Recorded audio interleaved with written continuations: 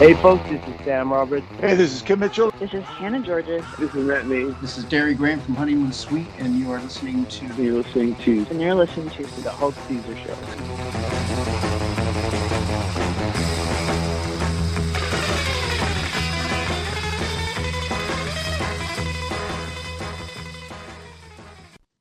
Welcome to the Hulk Caesar Show. I am your host, Hulk Caesar, and I'm joined by our returning champion, Newfoundland songbird, the real McCoy herself, Emily Malloy. Emily, it's nice to see you. It's nice to see you. Welcome back. Thank you. We missed you for a few weeks now. I know. I've been gone forever. John Cena really upsetting. Yeah, she was really upset about John Cena's heel turn, so she had to take a few weeks off to recover.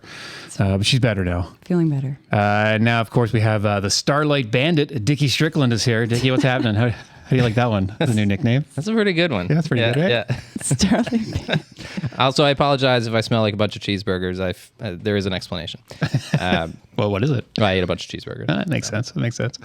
All right, this week's episode is brought to you by our friends at the Resource Center for the Arts at the LSPU Hall. Starting on March 22nd, Power Productions presents Agatha Christie's The Mousetrap, one of the world's most famous mysteries. This one will keep you guessing right to the very end. Now, Emily, you're a reader. You read a lot of Agatha Christie? I haven't, but actually I was just in Nova Scotia, and there was this really cool old bookshop, and they had a bunch of Agatha Christie, and I was like, maybe I should. This is a sign. Yeah. But it was really cold in there. They didn't have any heat on, so I couldn't stay long. Sounds like a bookshop. Yeah. Sounds like it, yeah. All right, you can check out lspuhall.ca for ticket and showtime information. A big thank you to the Resource Center of the Arts at the LSPU Hall for supporting the local arts, including financial support for this very program. Tonight we have a legendary chef in the house. He's one of the most well-known names in Newfoundland's culinary scene. The former owner and executive chef at Mallard Cottage. He's now the mastermind behind Rabble Restaurant on Water Street. You may also know him from Top Chef Canada, where he wowed audiences with his skills and his dedication to fresh, local ingredients. Todd Perrin, welcome to the Hulk Caesar Show. Thanks for having me, guys. We're going to chat with Todd about his journey to becoming a chef, his experience on Top Chef Canada, and what it takes to run a restaurant in St. John's. Plus, with summer right around the corner, what feels like it today, hey? It's right around the corner. Like I can hear it coming. That I can see it coming into harbor. All right, perfect. We'll talk about the magic of downtown in St. John's when the tourists and the patio crowds roll in. A little later on, we'll be joined by Colin Harris, who's going to perform a short set for us live in our Hot for the Moment studios, high above Posey Row in downtown St. John's, Newfoundland. So let's get to it. Cool. Todd, thank you for coming in. Yeah, wicked. Thanks for having me. Why don't you tell us how you got started? What made you want to become a chef? Oh, man. Pretty well. I wasn't very good at anything else, really, so it was kind of just fell into it by default. You know, I went to university and kind of sucked at that, and, What'd you do at university? I didn't do much, man. Went to the breezeway mostly. That's what I did at university. I did a breezeway. Like everybody. Yeah, I majored in breezeway. I didn't graduate from that, though. I spent a couple of years in there, man, bouncing around. I was kind of headed for a business, I think, but never quite made it. And kind of fell into culinary school, and, kind of the rest is history. It really was like to cook and eat, and just seemed like a fun thing to do. And once you dip your toe in the water, you kind of get hooked, it kind of hooks you, or you say you're never going to go do that again. And I'm a lifer, so I've been at it for a long time now. Where'd you go to school? In Prince Edward Island, Charlottetown. So the Culinary Institute of Canada it was called then. Yeah, nice. It's different now, but yeah, it was a much smaller school, and now it's huge now, like 300 kids or something like that. It's crazy big school. So were your parents were they really big into cooking? Did you get anything from that from your mother or father? Yeah, I grew up in a pretty typical house. Every week, mom cooked all the time, and we had a lot of everything was homemade, and mom made everything. Always a pot of spaghetti sauce on the stove. Not traditional Newfoundland food. My mom was and still is a very adventurous and good cook, and would throw these big dinner parties for her and her friends. And, nice. Stuff back in the 70s and 80s, like jellied eel and molds and trains and stuff. That was super weird for the time, but no. So I grew up around it, and then my mom kind of went back to work when we got a bit older. So then I started cooking for myself. So just it kind of went on from there. So it was pretty natural evolution into what I'm doing now. Cool. Cooking professionally isn't just about loving food. It's tough work. What are some challenges that you faced earlier in your career? Well, when I started, which is 30 years ago now, pretty much, it was really in the days of all the stories you hear about, the Gordon Ramsays of the world, and, the physical abuse and the mental abuse and all that stuff. Misogyny and whatnot. Like the first couple of jobs I had were like that. Like, you would get pushed and grabbed, and the girls would get, be made feel very bad. And, Brutal. it was rough. So it was, but kind of looking back on it now, I guess it was just an experience that kind of, hardened you, I guess, or prepared you for shapes you. To be better. Yeah, and it was, and you make a determination at that point in your career that you're either going to be like that or you're not going to be like that, right? True. So, like for me, it was real motivation to try to not go down that road. Nice. As it went on, and I didn't know that 25, 30 years later, I'd be doing my own thing. You kind of always hope that, but you never know that in the restaurant business. So, So it was definitely formative. It was the first couple of jobs I had. Or the first job in particular it was the worst job I ever had, and it was the best job I ever had. I'm going to say one. Yeah. Yeah. When did you kind of start thinking about opening your own place? Well, I would say that we did it probably after Top Chef. Top Chef was the thing that really made me want to do it. I had a restaurant before that. Like we had a restaurant just down, like literally straight down over the hill there, 106 Water Street. So we had a restaurant in there. What was it called? It was called Two Chefs. So it was myself and my business partner, co-chef at the time, Maurizio Modica, a Swiss-Italian guy who's been in town for a long time. And Mitzi's been around town forever. And What a name. What's that name again? Maurizio Modica. Ooh. Yeah, great That's guy. an awesome name. So he and I worked together at another restaurant in town, and so that would have been in the early 2000s. Yeah.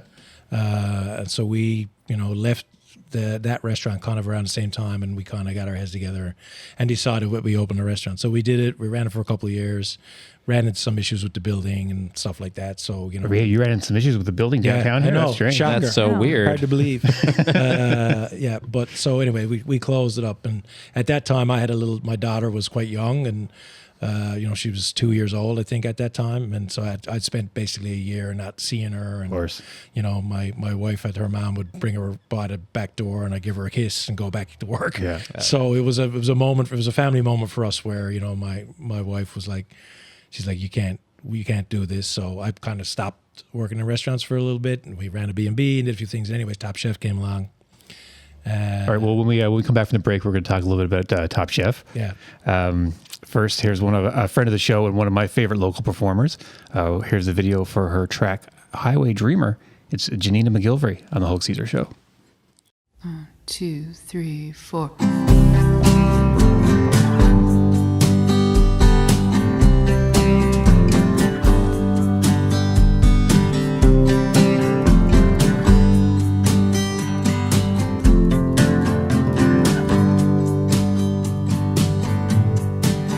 Ones with ink on their hands, the ones in 7 bands, the ones in broken down vans. This one's for you. The ones who sell their guitars to pay off their tabs at bars, the ones who bleed but follow through. This one's for you. This one's for you. Highway dreamer, poet schemer, just passing through another town, another round, here to tell us something true. You need it.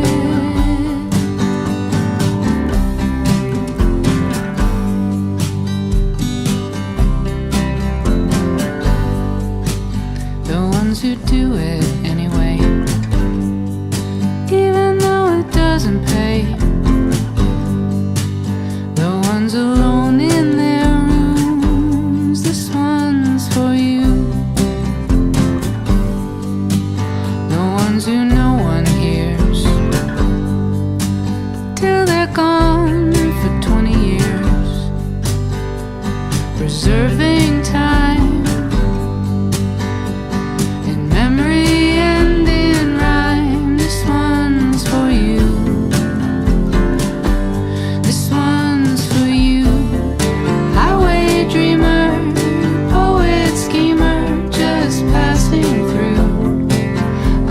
Town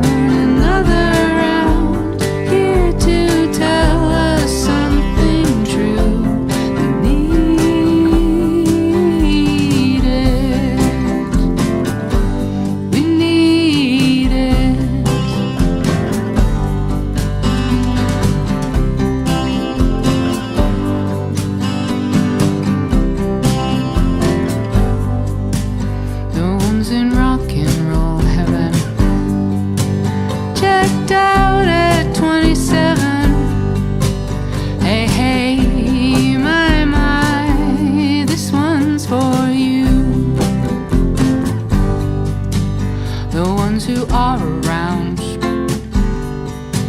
Sunday mornings coming down. The ones who play from 9 till 2. This one's for you. This one's for you. Highway dreamer, poet schemer, just passing through another town, another round, here to tell us something true.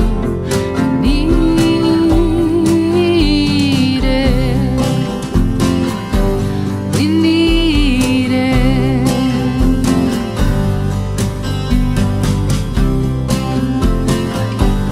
We need it.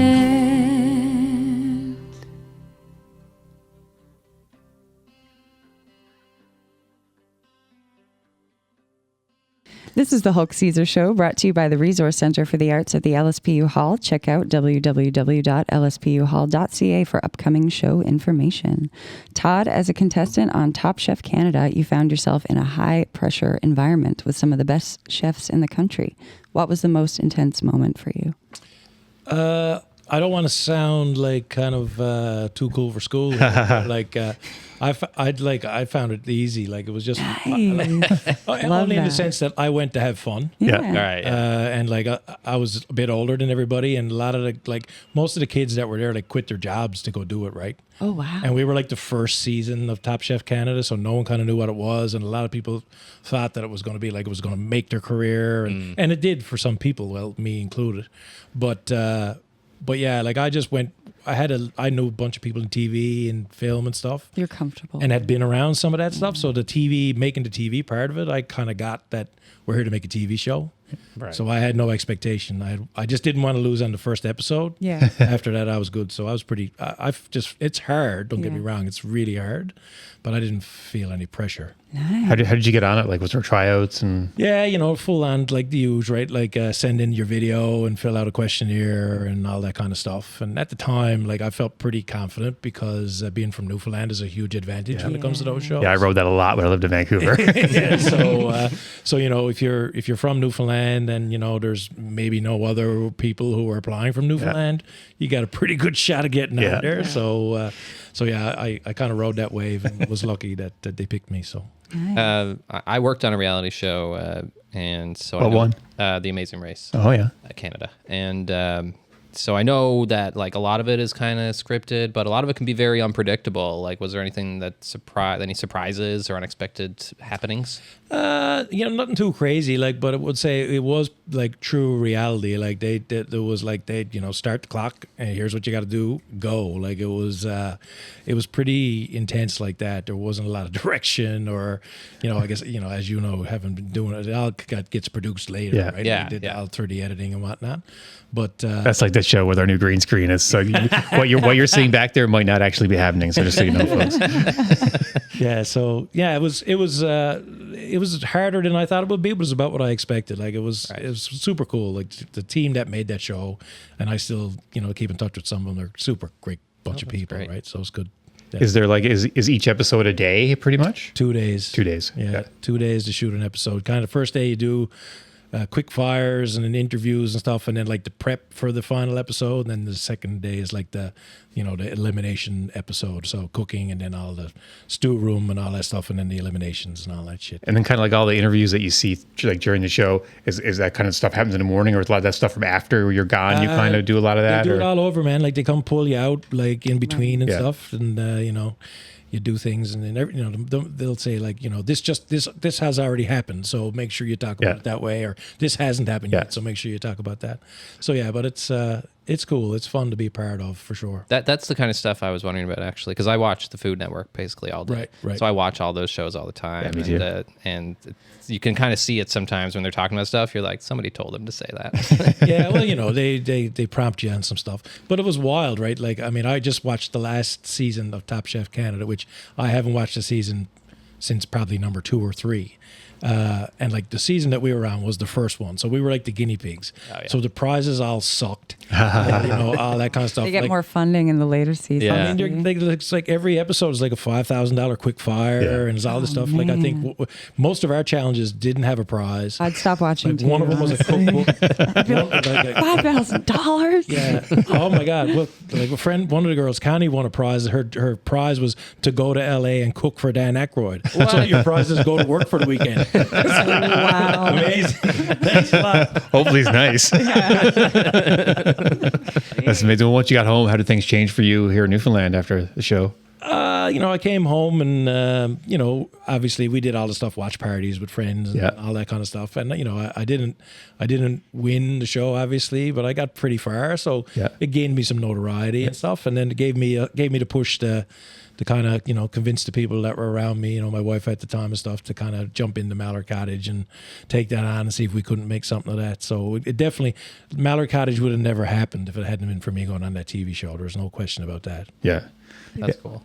Yeah, it's amazing. I always wonder with the people in those shows because me and my wife watch a lot of Hell's Kitchen. We're watching a season now, and some people come on and they seem they're so gung ho, and then they just go, and it must be like so disappointing. You get there and you're there for like 3 days, and then you go home. Yeah, but somebody got to. I guess that's the way the show works, right? Yeah, absolutely. Yeah, that's the worst thing. Worst thing's going out on the first episode. Yeah. All right, well, let's take a break. Here's another music video from one of our favorite local artists and a former guest of the program. She has a new EP coming up, I believe, just this week or next week from her 2023 self-titled album. It's Nico Paulo with The Master. Ooh, just had a baby, too. She just had a baby as well, yeah. Congrats. Baby must be so cute. I love it.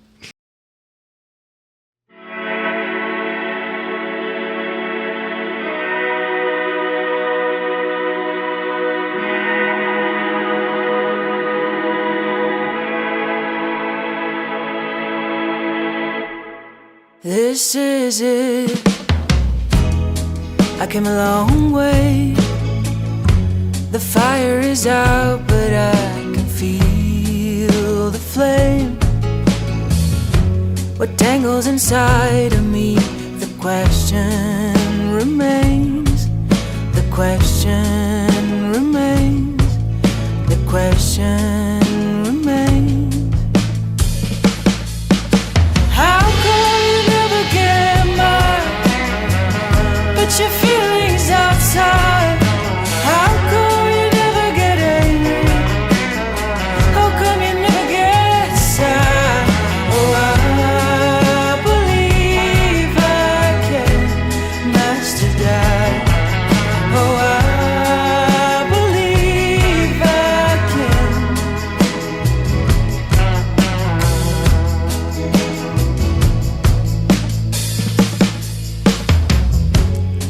This is now who I am, stretching into another shape I don't quite understand.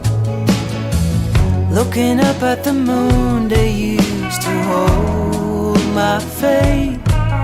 That old dream again, but the question remains. The question remains. The question remains. The question. April came and land to land right. August ran to warm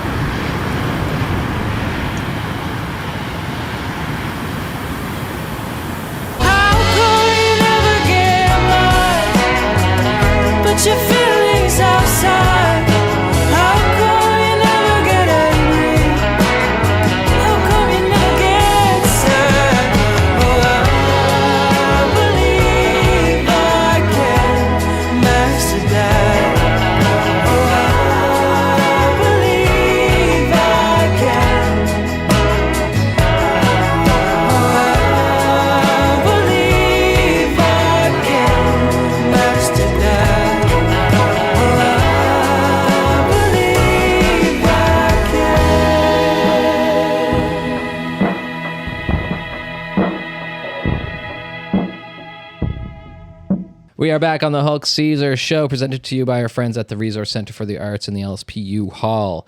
Todd, Rabble is your newest venture. It's already making waves. I understand you brought a bunch of gift certificates for all of us. That's awesome. Just down the road, man. Sweet. What makes it I different? told you we don't bully guests. I just wanted to give it a shot. I don't know. Thought he had some in his pocket. What makes it different from any other restaurant that you've run? Well, man, like it's the complete opposite of Mallard. So, my partner and I, Jen Gibson, who's my life partner and my business partner, have been working together on it from the start. So it's way more vibey, way more downtowny than Mallard Cottage was. The tables are small, they're tight together. Music's a bit louder. Style of food is different. But the music we play is a bit different. It's really meant to be it's like a downtown version of a Todd Perrin restaurant versus a Kitty Vitty Village version of a Todd Perrin restaurant, whatever the fuck that is. It's fun, man. Like, it's a fun place to go. Like, we think we're really hitting what we are trying to do. So, hopefully it continues to build and people keep enjoying it, So we're still only 6-7 months in, right? So it's early, still a baby yet. So it takes a couple of years to really get it all figured out, but it's getting there. I've only heard great things. Yeah, so far so good. It's been going pretty well that way. Awesome. Running a restaurant anywhere is tough, but Newfoundland has its own challenges like weather, supply chains, tourism. What's the hardest part of keeping a place like Rabble going year-round? Toughest thing these days is that how seasonal St. John's has become. Yeah. It's... I joke with my, tourism friends around the island is like, St. John's is as seasonal as Trinity or, Grossmore, and, maybe not quite as bad, but close. But we have, big city prices and big city rent and all that kind of stuff. So it's tough. Like it's super busy in the summertime, but then it really drops off season. So trying to manage that and keep your staff whole and keep everybody kind of happy and working and stuff. So that's the hardest part. It's a small city and dining has changed a lot after COVID. Skip the dishes and people, I got buddies of mine who renovated their kitchens over COVID. They got nicer fucking kitchens than I got at the restaurant. So it's people's habits have really changed. So, part of what we're trying to do is create a spot that's way cooler than your house. Like, just come out and have a bite to eat and a glass of wine and just, casually. You haven't got to get dressed up. It's no big formal occasion. It's just like chill and come out and have a bit of fun. So is that your slogan? It should be. Come out and have a drink at a spot cooler than your house. It might be now. It's wicked. I'll get the t-shirts made. Yeah, you heard it here first. Love it. You got a reputation for like using a lot of local kind of fresh ingredients. How do you find the supply chain in Newfoundland for getting stuff? Yeah, when we started Mallard and we started doing that, it really honestly was not because we were trying to be a local seasonal restaurant. That was not the motivation. It was really based on my experience of working in St. John's and that it was just easier to make a menu every day with what you knew you had. Because I've had times when I ordered carrots from the wholesaler and they didn't have carrots, right? Oh, wow. So it's just a weird place sometimes of what you can get, what we can't get, as we all know. It's dealing with the local farms and the local guys that we deal with. Like, we have personal relationships with them, so we know what they have and they tell us what they have. So it just makes it easier to deliver what you're trying to do and not rely on sending an order off and an email and wait for it to show up, because you never know what you're going to get, right? So we still try to stick to that as much as we can, but it's some weeks it works really well and some weeks it doesn't. It's like the restaurant business. It's up and down, man. It is what it is. Yeah. There's something special about St. John's in the summer with the patios packed and the tourists wandering around and music in the air and what else does this card say? How does summer change things for restaurants like yours? Well, you go from losing money to making money, right? Yeah. It's, but that's to be managed as well. So you go from not having too much staff and having, too much inventory to not having enough staff and not having enough inventory. So it's a problem in its way, but it's a good problem. How do you find the summer kind of patio thing they do? Yeah, well, but we didn't put up a patio last year, and I'm not sure I'm going to do it this year. I think what we're doing particularly, I don't think necessarily lends itself to a patio on Water Street. I think that some of the guys who are doing it really well, and stuff, and their style really lends itself to that. It's having spent 12 years down in Kitty Vitty and doing the things that we did down there, we didn't move up to Water Street to serve people out on the side. No, Right. that's not really what I had in mind. So like we're figuring out a few things. We got a few plans for the summer that we might see us do something a little bit different outside the restaurant. But it definitely creates a buzz and a vibe downtown. Yeah. There's no question about that, and I think it works very well for many of the operators. Yeah. I mean, St. John's is a different city in the summer, as we all know, right? Oh my God, yes. So like I say all the time, like there's just no place anywhere that's as cool as St. John's is on a 23-degree summer day. Like it's just so awesome. I mean, just look out the window from where we're sitting, right? So yeah, like it's we take all those great summer vibes and channel them into our hearts and hold on to them for like the day of winter in St. John's.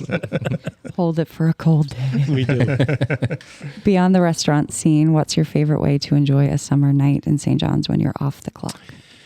I mean, usually cooking, eating, and drinking somewhere, like that's kind of my thing, So I'm not a big hobbyist. I don't really have much that I do outside of work, outside of try to share food and wine with friends.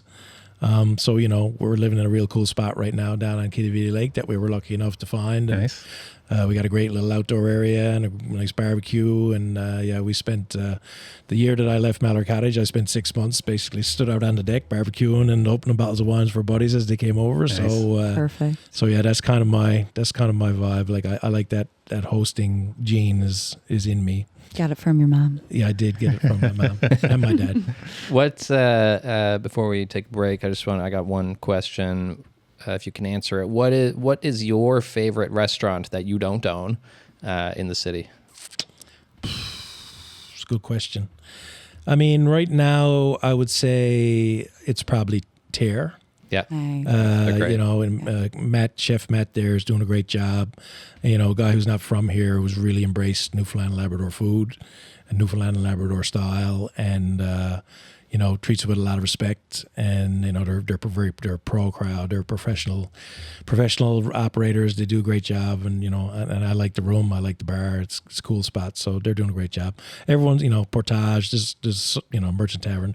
Everyone's doing their best. And there's some good stuff around the city. But I'd say right now my favorite is Terra. I like a room more than a restaurant. Like I'm a very casual guy. I don't like going to fancy restaurants very much. Yeah, or like a loud spot or anything. Yeah, and I mean, I don't mind loud so much, but I just like to go chill out, have a glass of wine, have a chat, and just feel comfortable. Yeah. And that room for me in St. John's right now, beyond my own place, which I love, but will be Terror, I'd say. It's great. Nice shout out. Yeah. Awesome. All right, well, let's take a quick break, and then we'll come right back with some music from Colin Harris. It's now time on the Hulk Caesar Show for a live musical performance in our Hot for the Moment studios high above Posey Row in downtown St. John's, Newfoundland. Tonight's guest is a singer-songwriter from Port Blandford whose music blends elements of folk, country, blues, and rock, influenced by Newfoundland folk traditions and classic country artists like Ron Hines and Waylon Jennings. He later developed a love for rock and blues through artists like the Scorpions and Newfoundland's own, I like to call them Newfoundland's own, April Wine, even though I know they're not from here. They're here enough. A veteran performer of Newfoundland's music scene, he's known for his engaging stage presence, heartfelt songwriting, and a sound that captures both energy and soul. Colin W. Harris, welcome to the Hulk Caesar Show. Thanks, happy to be here. What do you got for us first? We do a little tune called Low Life. It's on my EP I released in 2020. It's fairly chill, Awesome. Ease into it. Love it.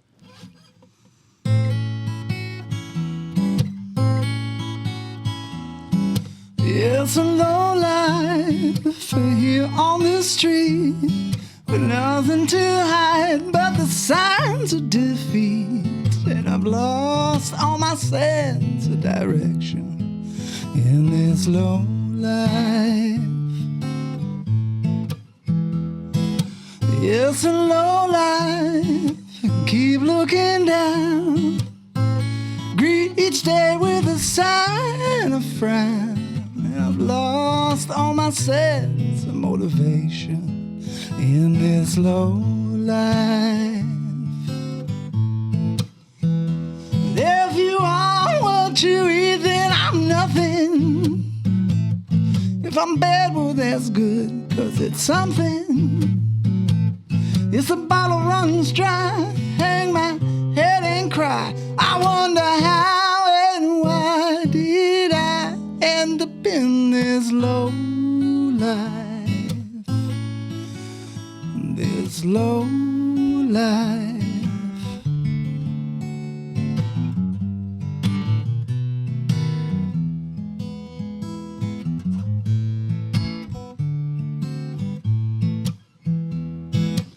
It's a low life here on the street. All I feel are the soles of my feet, and I've lost all my sense of protection in this low life. But if you are what you eat, then I'm nothing. With a sip of the drink feels like something, but that bottle runs dry. I hang my head and cry. I wonder how and why did I end up in this low life, this low life.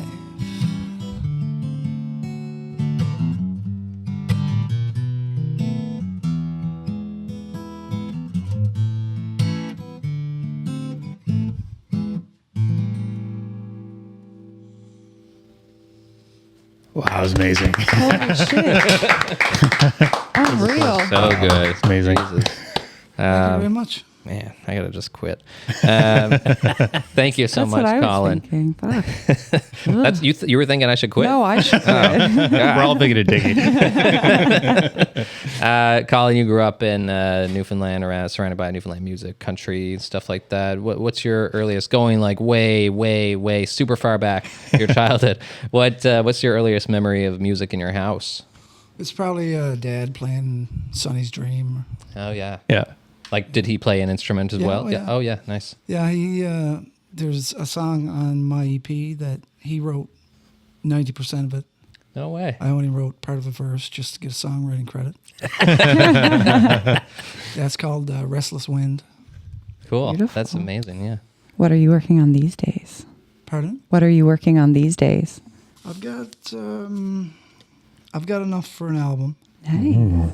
but I think I'm just going to start, because it's so difficult to put into commitment financially and time-wise to do an album. I think I'm just going to do some singles, and I think it's what a lot of people are That's doing what these days. everyone's doing. Yeah. yeah, however many I get done by Christmas, then I'll release either an EP or Cool. whatever.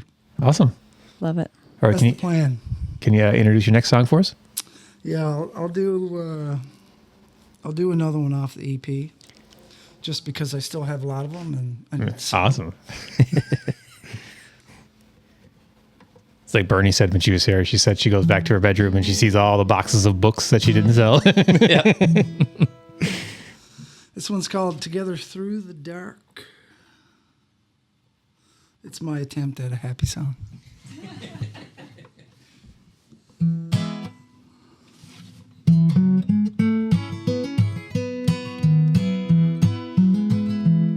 Well, it's nice to have things all planned out to prevent any doubt.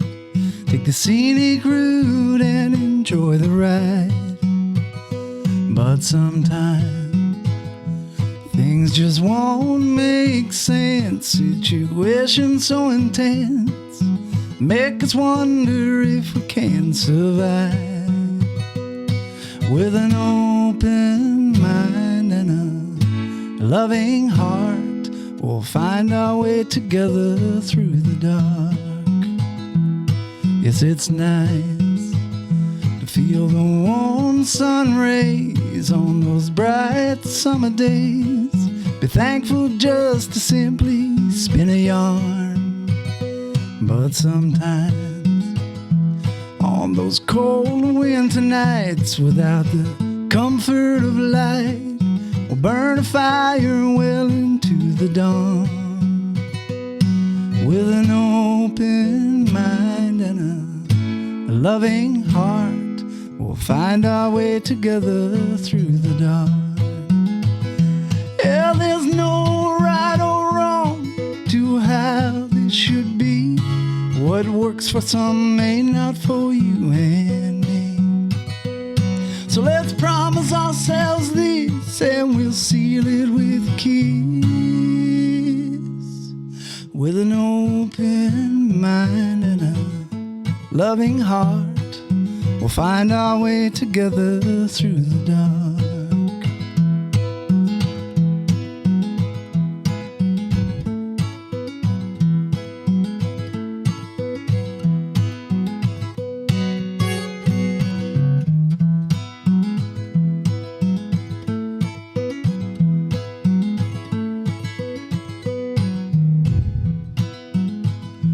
Well, it's nice to see such love in your eyes. Who'd have thought I'd be surprised by just how well we carry on this way. And anytime, well, those eyes filled with tears, or you're swallowed up with fear, take my hand, remember what to say. With an open mind and a loving heart, we'll find our way together through the dark. We'll find our way together through the dark. We'll find our way together through the dark.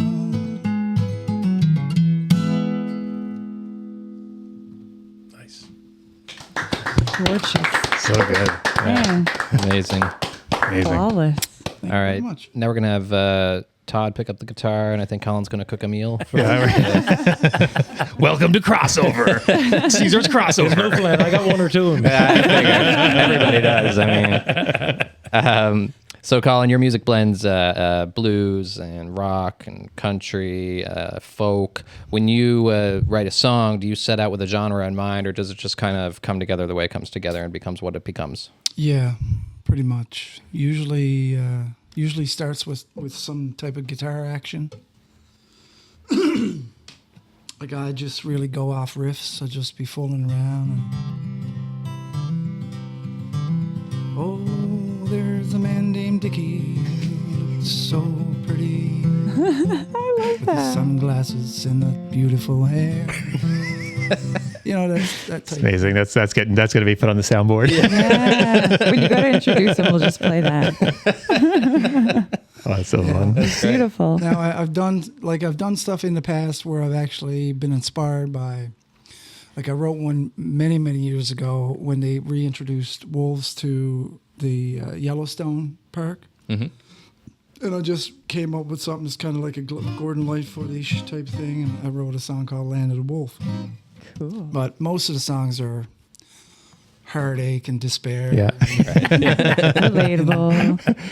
Therapy. It's therapy for myself. Of course. You got any shows coming up now?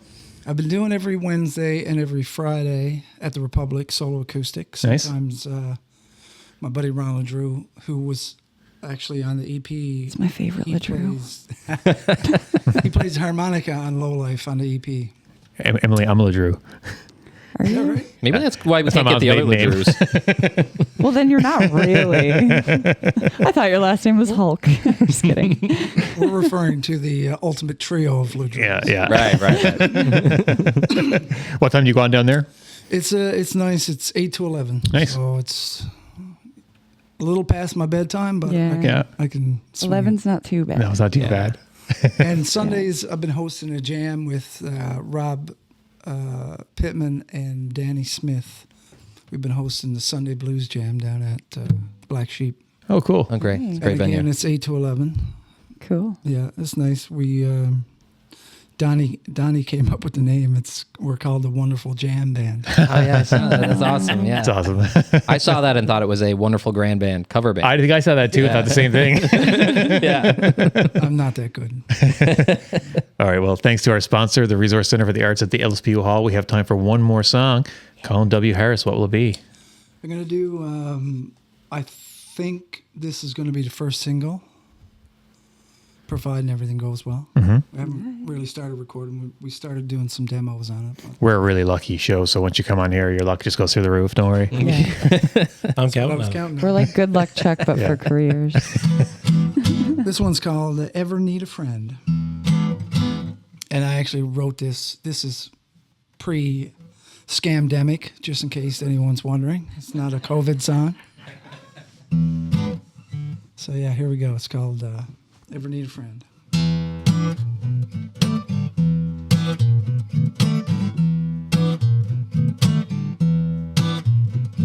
Stop what you're doing.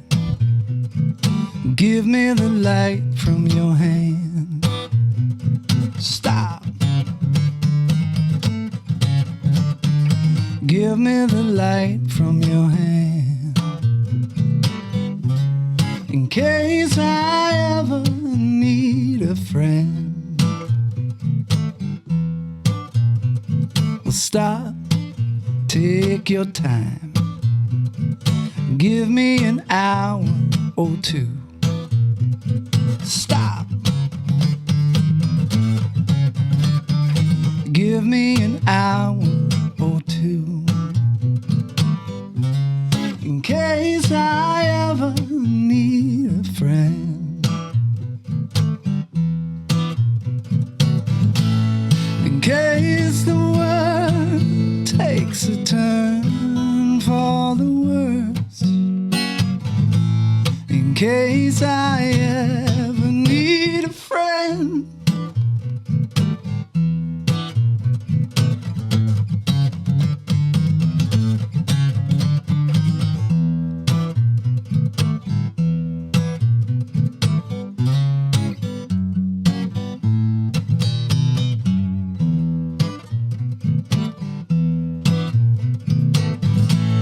In case the world takes a turn for the worse. In case I ever need a friend. Stop, take a rest. Warm yourself by the flames. Stop. Warm yourself by the flames. In case I ever, in case I ever, in case I ever need a friend.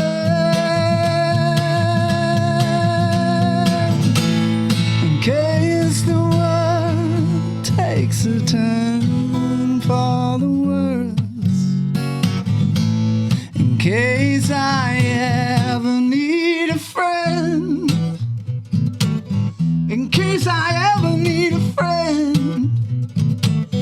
In case I ever need a friend. In case I ever need a friend.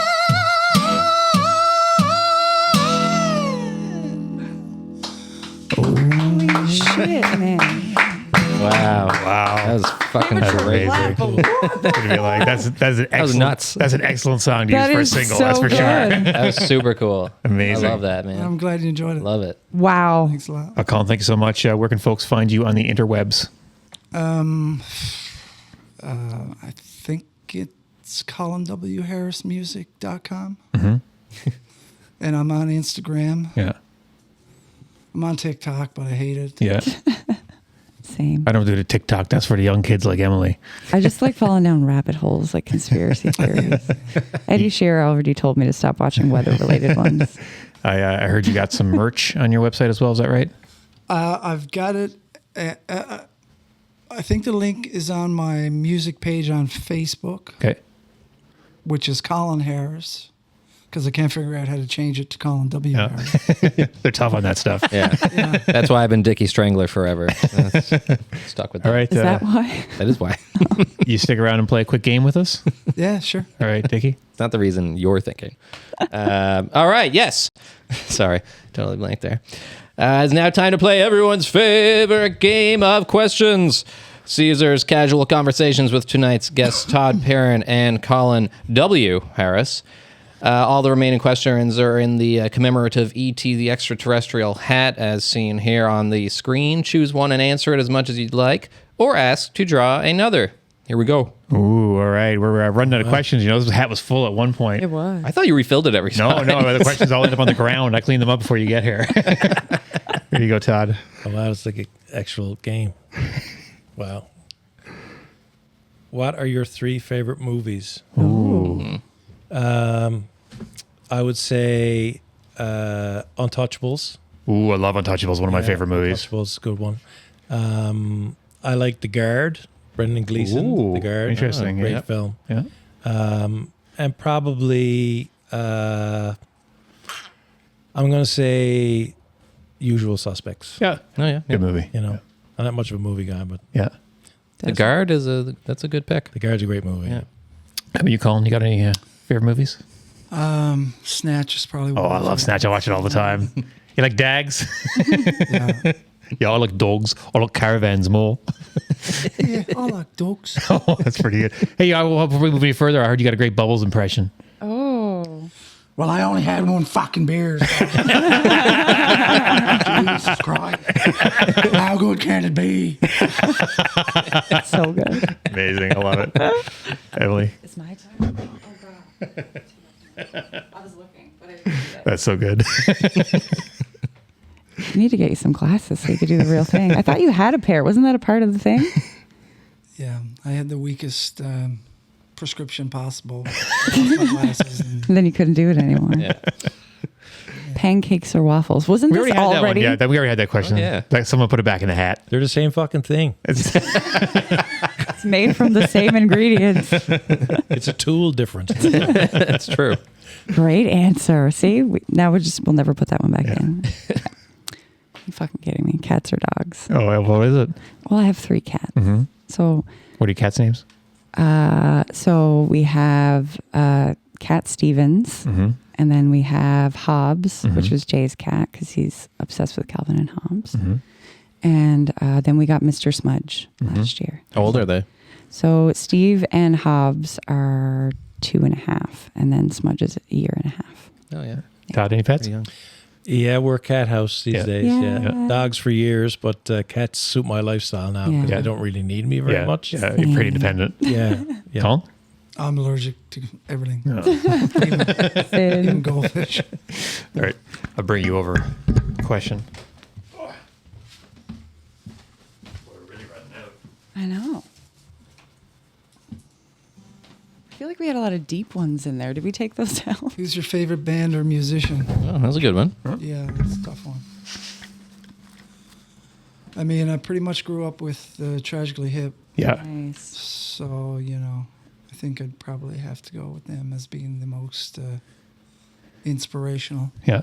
Back in 1996, my friend was the bartender at the Ship Inn over here in the Hipper in town. They called us down and we hung out with them all night, closed the bar, and then we went to the concert the next day. And then they came down and we played pool with them all night the next night. It was amazing. Nice. Really, really nice guys. Yeah. Dickie? What and or question will I get? Dickie always gets and/or questions. Oh. Oh. What's a song that always makes you happy?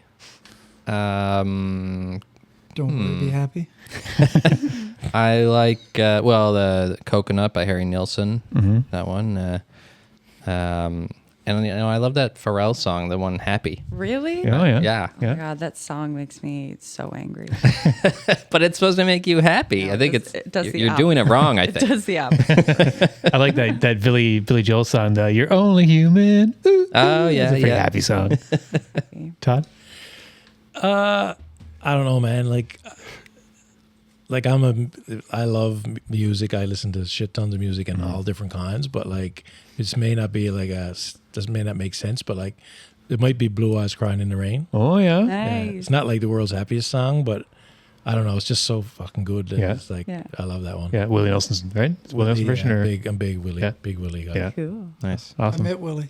Oh, awesome. Oh, wow. Very cool. Yeah, he had his honeysuckle rose was parked up by the Holiday Inn, and Shane Howard called me and said, "Man, Willie's rig is up by the Holiday Inn."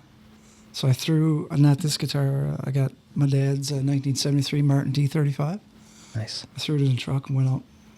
I didn't knock on the door, no. I just took some pictures, and I heard the door open. I was over on the other side. I was like, "No fucking way." Anyway, he came out and strummed a couple chords. I thought the guitar was going to explode. His fingers are like railroad spikes. Oh yeah. Yeah, like, Really? It's amazing. Yeah, he just went like, and the whole guitar just went. And you never watched that guitar again, probably. He signed it Willie Nelson 2006. Wow. No way. So cool. Yeah, I don't bring it up. Yeah, I would Awesome. say. Amazing. In a case. What a great story. That's cool. That's cool. Yeah. All right. Super cool. If you were invisible for a day, what is the first thing you'd do? Look at all the cool Be questions. money. all I'd those. do something money related. Like I'd go get all the monies, right? I'd go somewhere where there was like lots of diamonds, and I would eat the diamonds so they were invisible. Oh yeah. If you eat things and you're invisible, do they automatically become invisible? Yeah, because the visibility is like the surface of your skin would have some sort of invisibility. So like anything below the skin would be think so. invisible. Right. No, you don't think so? No. I think you'd see the diamonds. Oh, you think so? No, I guess we'll have to. You'll have to come back for our. We're gonna have to We look got into some more that. scientific versions of the shows where we'll talk about things like time travel Like and invisibility, like Mythbusters. Mythbusters, but for things that are impossible to You bust. almost have the Mythbusters guy's glasses. Didn't he have like Oh tinted yeah. glasses? Yeah. Kind of glasses. All right, like well, just to that. be on the safe side, if anybody has a lot of diamonds and they want to bring them by the studio, You're gonna eat them. I'm going to eat them and we'll see if we can see them or not. Yeah. Yeah, Okay. I mean, everyone knows how many diamonds people who own restaurants. Well, it's funny because you think of gold, and gold's supposed to be something so prestigious, but pawn shops always got so much of it. Right. Oh, they have so True, much. just lying around. All right, amazing. Well, that's about all the time we have. Todd Perrin, thank you so much for joining us. You got anything else you'd like to plug? Oh no, not at all. Just get out and go out, enjoy your local restaurants. Hopefully, ours is one of them. And just enjoy downtown St. John's. It's a nice spot to go. Awesome. And Colin W. Harris, thanks for performing for us. Thanks for having me. We got something here for you guys. These are our show zines. This is Volume 2. First, we'll get you to signed. I got something here for you to sign after to put on the wall. It's here somewhere. Find it. But here's your book. It's Scenes from My High School Agenda from 1996. Oh, wow. It includes things like when I ate a fly for money at McDonald's.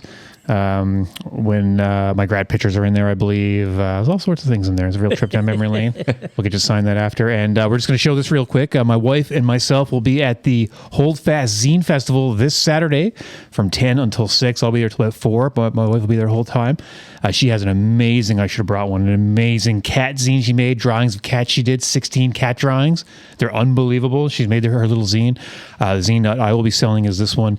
It's Volume 3, just released. It's Scenes from My High School Agenda, working at the mall. Now, I'm not going to show it on camera because you got to come buy one, but as you can see here, Todd, it features pictures that I took in the Avalon Mall in 1996 of people working at different stores like Pro Image, Sam the Record Man. Oh, wow. All sorts of things. So it's a real trip down memory lane, so you can find me down there at the Eastern Edge on Saturday selling those. Where you'll get sued. We're on public sued. Yeah, most definitely. But we got so many lawsuits on the go now. I mean, who can keep track? I got CDs for you. Oh yes, excellent. Yeah. You guys get a CD too. You Excellent. get one of my albums. Hold your CDs up there onto the camera so we can see them. Promote that. Promote that. What's it called? CWH. That's beautiful. Awesome. Perfect. I should have bought my recycled reusable bag. I had no idea I was going home with so much merch. Amazing. There you go. Amazing. Amazing. Very cool. This is awesome, too. It is a very, very good listen. Thank you. Awesome. All right. Well, thanks for the CDs. Oh, sorry. Awesome. All right. Well, next week we were going to be joined by Amanda Muse and Selena Boland, but I think that show is going to get delayed. So we're not exactly sure what we're going to do next week, but we're going to do something. We're going to do something. You We'll better come back. believe it. Something There you go. But yeah, I'm not doing anything. If everyone could just change their shirts now, then we could just pretend this next week. We'll get it done. Yeah. All right. Well, for Todd, Colin, Emily, Dicky, and myself, I'm the Hulkster. Thank you for watching the Hulk Caesar Show. Bye-bye. Bye.